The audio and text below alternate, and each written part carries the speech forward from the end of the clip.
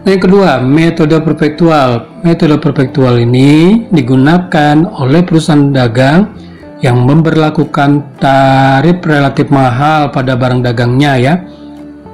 Dalam metode ini, ketika terjadi transaksi pembelian barang dagang, maka akan mendebit akun persediaan barang dagang. Demikian juga ketika terjadi transaksi penjualan, maka akan mengkredit akun persediaan barang dagang ya. Berikut transaksi-transaksi yang biasa terjadi kalau dicatat dengan metode perpetual. Yang pertama, bila terjadi transaksi pembelian barang dagang secara tunai, maka jurnalnya adalah debitkan persediaan barang dagang, kreditnya kas. Lalu membeli barang dagang secara kredit, Anda debitkan persediaan barang dagang, kreditnya utang dagang. Yang ketiga, pengiriman kembali barang dagang yang telah dibeli secara tunai, Anda debitkan kas, kreditnya persediaan barang dagang. Yang keempat, pengiriman kembali barang dagang yang telah dibeli secara kredit, maka Anda debitkan utang dagang, kreditnya persediaan barang dagang. Yang kelima, penjualan barang dagang secara tunai. Jurnalnya adalah Anda debitkan kas, kreditnya penjualan, lalu Anda debitkan harga pokok penjualan dan kreditnya persediaan barang dagang. Yang keenam, penjualan barang dagang secara kredit. Nah ini jurnalnya adalah Anda debitkan piutang dagang, kreditnya penjualan, lalu Anda debitkan harga pokok penjualan, kreditnya persediaan barang dagang.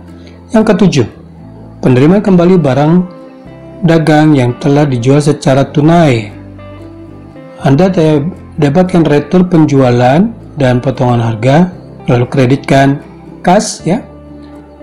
Kemudian Anda debitkan persediaan barang dagang, kreditnya harga pokok penjualan. Ya, Anda perhatikan ini. Yang kedelapan, penerimaan kembali barang dagang yang telah dijual secara kredit. Jurnalnya Anda debitkan retur penjualan dan potongan harga, serta Anda kredit piutang dagang. Lalu Anda debitkan persediaan barang dagang dan mengkreditkan harga pokok penjualan. Transaksi yang ke-9, pembayaran biaya barang dagang yang dibeli. Nah ini Anda debitkan persediaan barang dagang, kreditnya kas ya. Yang ke-10, pembayaran beban angkut barang yang dijual. Nah ini Anda debitkan beban angkut penjualan, lalu kreditnya kas. Yang ke-11,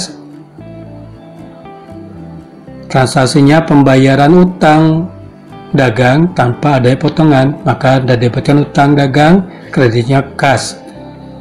Yang ke-12, pembayaran utang dagang dengan adanya potongan, maka jurnalnya Anda debitkan utang dagang, kreditnya kas, serta persediaan barang dagang di kredit ya. Yang ke-13, penerimaan pelunasan piutang tanpa potongan, Anda debitkan kas, lalu kreditnya piutang dagang. Yang ke-14, penerimaan pelunasan piutang dagang dengan potongan, Anda debitkan kas serta potongan penjualan, lalu kreditkan piutang dagang. Oke, itulah terkait dengan penjurnalan pada perusahaan umum dengan mencatatkan transaksi pada jurnal umum menggunakan metode fisik maupun metode perpetual ya. Selanjutnya, dalam penerapannya, metode periodik lebih mudah untuk dijalankan, tetapi metode perpetual memiliki ketepatan dan kecepatan informasi yang lebih baik daripada metode periodik atau metode fisik ya. Baiklah, berikut contoh sistem pencatatan dengan metode periodik atau metode fisik dalam jurnal umum ya. Berikut adalah transaksi PT Jaya Raya yang terjadi pada bulan Desember tahun 2017. Tanggal 1 Desember dibeli barang dagangan secara kredit dari PT Anggrek seharga Rp160 juta dengan termin 2/10 N/30. Nah, ini analisanya sebagai berikut. Pembelian bertambah dicatat debit dan utang dagang bertambah dicatat kredit masing-masing sebesar Rp160 juta. Maka pencatatan pada jurnalnya sebagai berikut.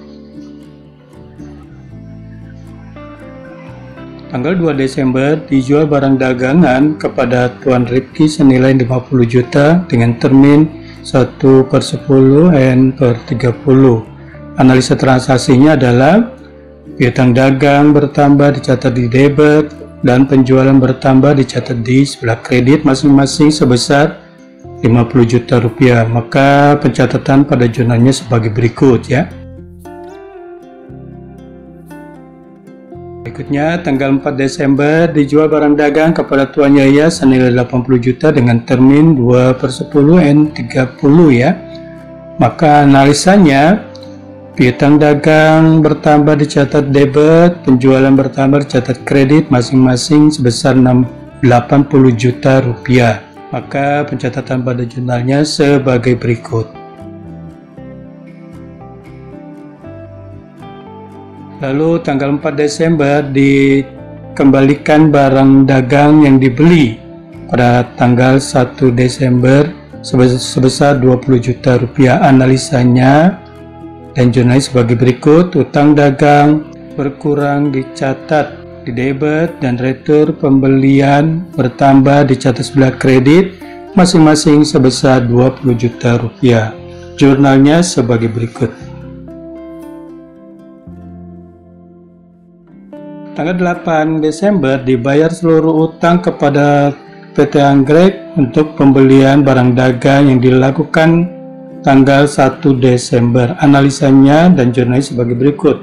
Utang dagang berkurang dicatat debit sebesar Rp140 juta, kemudian potongan pembelian bertambah dicatat sebelah kredit Rp2.800.000 dan kas berkurang dicatat sebelah kredit sebesar Rp137.200.000.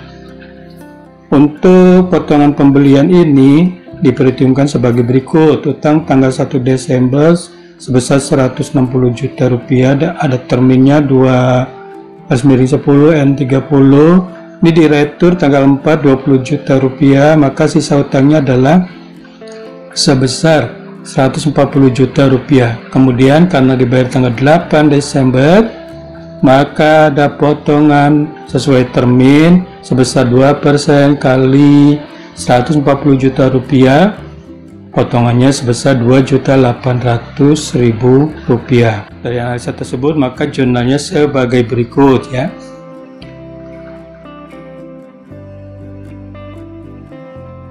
Kemudian tanggal 9 Desember diterima pengembalian barang dagangan yang dibeli oleh Tuan Yaya sebesar 10 juta, maka analisanya sebagai berikut. Retur penjualan bertambah dicatat di debit dan piutang dagang berkurang dicatat sebelah kredit masing-masing Rp10 juta.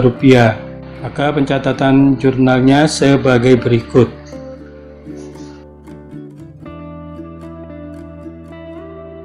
Tanggal 11 Desember diterima pembayaran secara penuh dari Tuan Ripki untuk barang dagang yang dijual pada tanggal 2 Desember. Analisa transaksinya, kas bertambah catat di debit Rp49.500.000, kemudian ada potongan penjualan bertambah dicatat di debit sebesar Rp500.000, lalu piutang dagang berkurang dicatat di kredit sebesar Rp50 juta. Maka jurnalnya sebagai berikut. Tanggal 13 Desember diterima pembayaran secara penuh dari Tuan Yahya untuk penjualan barang dagang pada tanggal 4 Desember. Maka analisa transaksi sebagai berikut. Kas bertambah dicatat di debit sebesar Rp68.600.000, kemudian potongan penjualan bertambah dicatat di debit sebesar 1.400.000 dan piutang dagang berkurang dicatat sebelah kredit sebesar 70 juta rupiah. Nah, untuk potongan penjualan ini diperhitungkan sebagai berikut. Piutang dagang tanggal 4 Desember 80 juta ya, ada terminnya 2/10N30. Ini diretur tanggal 9 Desember sebesar 10 juta rupiah. Maka sisa piutangnya adalah 70 juta rupiah. Kemudian karena diterima pembayaran tanggal 13 Desember, maka ada potongan sesuai termin 2% kali 70 juta rupiah, yaitu 1.400.000 rupiah. Dengan demikian pencatatan pada jurnalnya sebagai berikut. Lanjut, tanggal 12 Desember dibeli barang dagang dari Firma Putra seharga 600 juta dengan termin 5/10N30. Analisa transaksinya, pembelian bertambah dicatat di debit, utang dagang bertambah dicatat sebelah kredit masing-masing sebesar 600 juta rupiah. Maka pencatatan pada jurnalnya sebagai berikut. Kemudian tanggal 15 Desember dibeli perlengkapan kantor seharga 90 juta rupiah dengan termin 1/10N30. Maka analisa transaksi sebagai berikut. Perlengkapan kantor bertambah dicatat di debit dan utang dagang bertambah dicatat di kredit masing-masing 90 juta rupiah. Maka pencatatan pada jurnalnya sebagai berikut. Selanjutnya, tanggal 16 Desember dibayar biaya pengangkutan untuk pembelian barang dagangan yang dilakukan tanggal 12 Desember sebesar 6 juta rupiah. Analisanya, biaya angkut pembelian bertambah dicatat di debit, kas berkurang, catat di kredit masing-masing 6 juta rupiah. Maka jurnalnya sebagai berikut.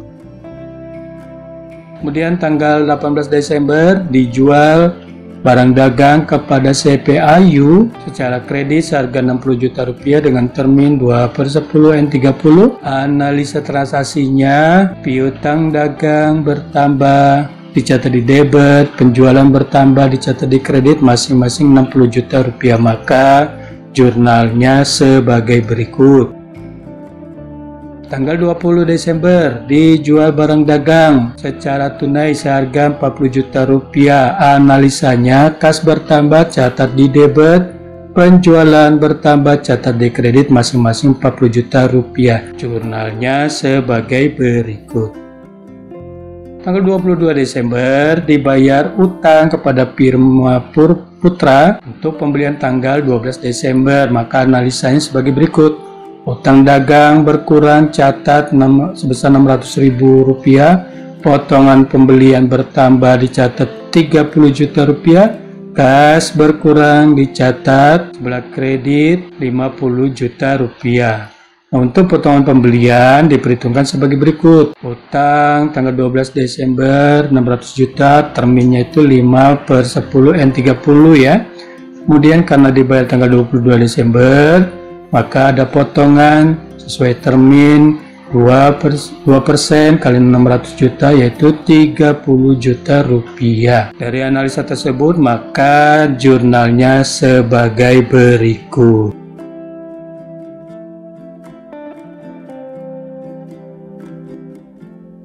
Oke, itulah contoh dari beberapa transaksi dari PT Jaya Raya dengan menggunakan sistem pencatatan atau metode periodik atau metode fisik ya. Selanjutnya, berikut contoh pencatatan transaksi dengan menggunakan metode perpetual ya.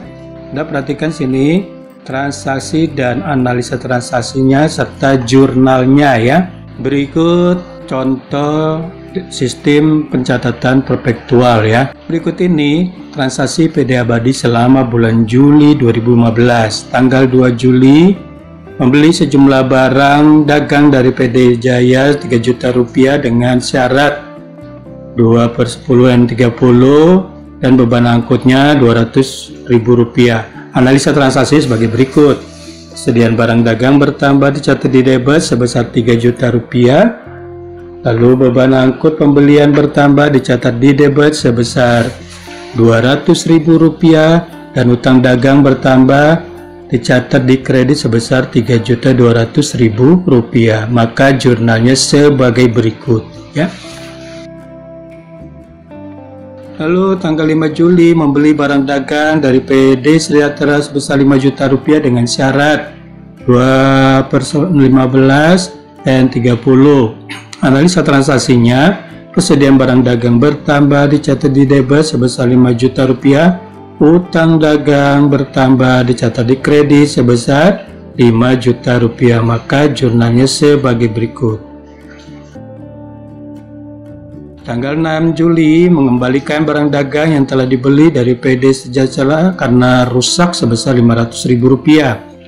Analisanya, utang dagang berkurang dicatat di debit sebesar 500.000 rupiah, persediaan barang dagang berkurang dicatat di kredit sebesar 500.000 rupiah. Maka jurnalnya sebagai berikut. Selanjutnya tanggal 10 Juli menjual barang dagang pada PD Ceria sebesar 6 juta rupiah, harga pokoknya 4.500.000 rupiah dengan syarat 2/10N30 dan beban angkutnya 200.000 rupiah. Maka analisanya sebagai berikut. Piutang dagang bertambah 6.200.000 rupiah dicatat di debit, beban angkut penjualan bertambah dicatat di debit sebesar 200.000 rupiah dan penjualan bertambah dicatat di kredit sebesar 6.200.000 rupiah. Kemudian harga pokok penjualan bertambah 4.500.000 rupiah dicatat di debit.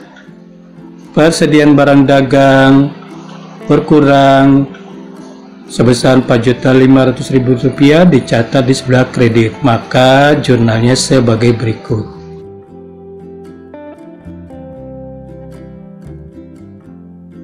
Tanggal 11 Juli membeli barang dagang dari PD Jaya 5 juta rupiah dengan syarat 2/10N30 dan beban angkut sebesar 500.000 rupiah. Analisanya, persediaan barang dagang bertambah catat di debit 5 juta rupiah, beban angkut pembelian 5 juta rupiah dicatat di debit dan utang dagang bertambah dicatat di sebelah kredit sebesar 5.500.000 rupiah.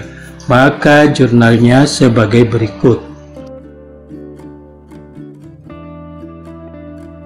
Kemudian tanggal 13 Juli pengembalian barang dagang dari PD Ceria sebesar 1 juta rupiah, harga pokoknya 700.000 rupiah. Analisanya sebagai berikut. Retur penjualan barang bertambah dicatat di debit 1 juta rupiah, piutang dagang berkurang dicatat di kredit, kemudian dicatat di sebelah kredit 1 juta rupiah. Kemudian persediaan barang dagang bertambah dicatat di debit 700.000 rupiah, harga pokok penjualan berkurang dicatat di sebelah kredit sebesar 700.000 rupiah. Maka jurnal sebagai berikut.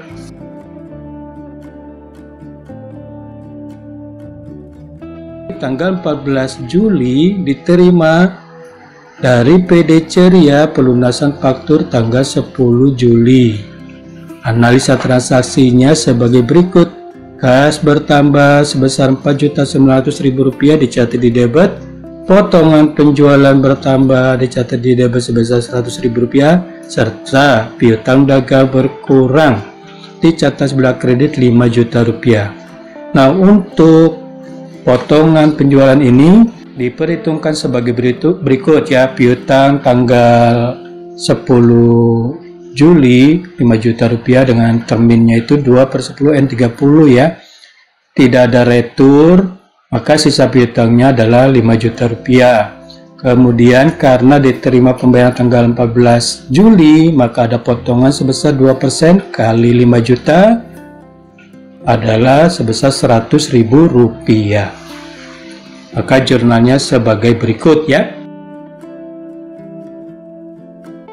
tanggal 15 Juli melakukan pembayaran utang dagang pada PD Jaya atas faktur tanggal 2 Juli yang lalu. Analisanya sebagai berikut. Utang dagang berkurang dicatat di debit 3.200.000, kas berkurang dicatat di kredit sebesar 3.200.000. Tidak ada potongan karena sudah lewat dari 10 hari.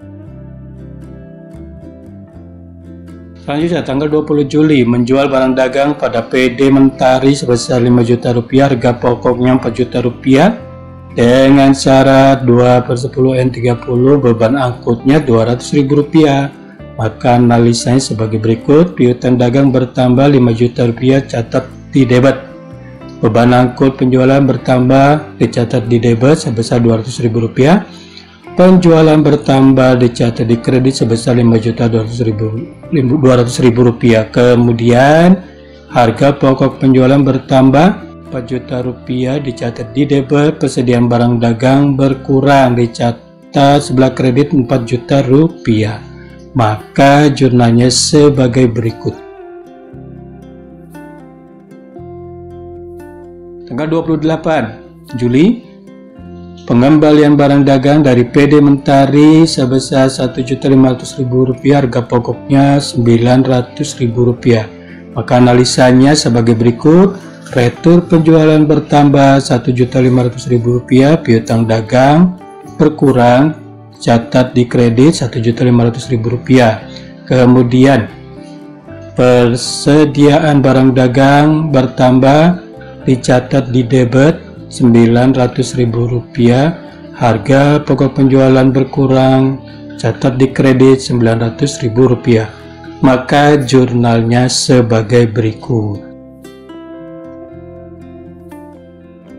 Oke, jadi itu contoh dengan metode perpektual. Nah, dari uraian di atas, buatlah catatan kecil tentang jurnal umum pada perusahaan dagang, baik menggunakan metode fisik maupun menggunakan metode perpektual, ya. Apabila Anda sudah membuat catatan tersebut, itu sangat bagus, ya, sehingga dapat digunakan untuk mengulangi, ya, bagaimana membuat jurnal umum baik menggunakan metode fisik maupun menggunakan metode perpektual.